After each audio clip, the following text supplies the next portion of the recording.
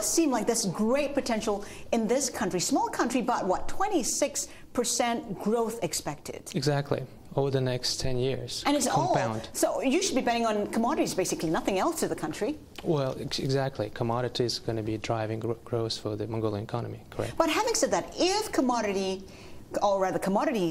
were to drive growth, if there is a down cycle to this commodity space, then that goes growth as well for Mongolia. True. Mongolian growth rates will be highly dependent on the commodity prices. However, there are two things that you have to consider. That Mongolia, as opposed to other natural resource producers, has a benefit of actually seeing a tremendous growth in the physical output. So whether it's coal, whether it's copper, whether it's uranium. So there will be, and oil also. So therefore, there will be a substantial increase in production. So then, as a result, Mongolia would be less dependent on the prices than, let's say, other commodity companies, commodity producers. The second factor is that we believe that the Mongolian government will be able to accumulate the windfall from the commodity exports through a sovereign wealth fund, and that will allow to go through a downturn. Mongolia is very dependent on the Chinese market. Lots of the exports are going to China. We had a guest earlier today, Darius Kowalczyk, who says that he does not really believe in the China story. If there is a slowdown in the Chinese market, what happens to Mongolia and the investments we have in the country? I think there is a risk that if China slows down, that will have a significant impact on Mongolia. But I think Mongolia will be able, over the coming years, to diversify its exports. And let's say whether it's a coal, or whether it's a gold or copper, there will be possibility of exporting this elsewhere. Japan, Korea, elsewhere in Asia.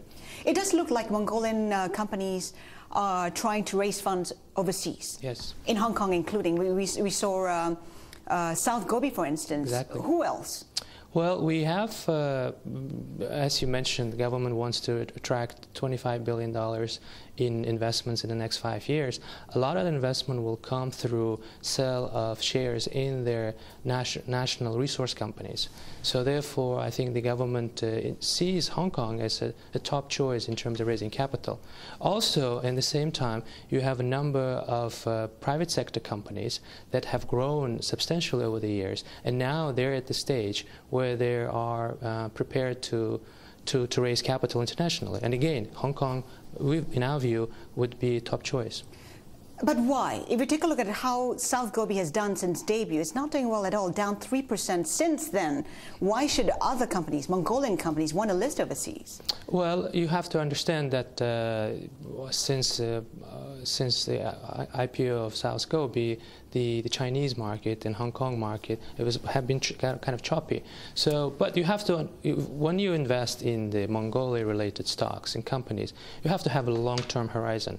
I mean, it's not like sort of short-term trading, because like South Gobi is an emerging producer, and we believe over the years it will be able to double its production every year for the next 3-4 years. So there is this growth story in there. So I think those who have a long-term view, I think will not be disappointed by investing South Gobi.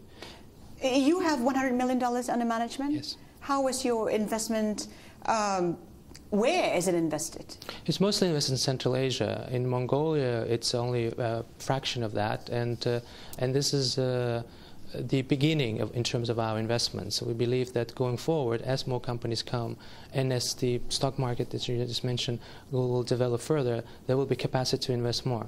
Kazakhstan, what's the story there? You're liking the market. We do, yes. Kazakhstan has been a darling of investors in 2004-2007. Since then, it has been, I think, one of the main casualties of the global crisis among emerging markets. Since then, it has recovered. And again, that's a story of resources, and some of the companies that are listed in London, they have world-class assets in Kazakhstan, and we believe they have growth stories, all the ingredients for a further upside. In terms of stock picks, shed some light. Which ones do you like? Well, in Mongolia, we like some of these international listed stocks that provide you exposure to Mongolia. Such as Ivanhoe Mines, listed in Toronto in New York Stock Exchange. We like South Gobi. We also like, there's a company listed on AIM called Petramadat. It's an oil exploration company. And so this is the only kind of proxy to the oil sector that's emerging in Mongolia. In Central Asia, there are a number of other resource companies like ENRC, Kazakhmys, and Kazmunaygas.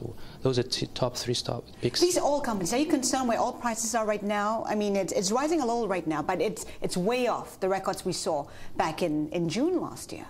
Yeah, correct. In June 2008, yes. Yes. Are you concerned where oil prices are? What is that? Are you concerned where oil prices are at this point in time? Well, I mean, we think that despite the fact that there could be corrections down the road, but I think we are still experiencing, we're in the midst of the commodity-led boom. So as a result, all the hard assets should outperform. Commodity-led boom, where exactly are we in this commodity cycle? Well, I think we're talking about multi-year cycle, and we're a firm believer in the fact that you're better off with hard assets rather than U.S. Treasuries. Alicia, we have to leave it there. Thanks so much for your insights today.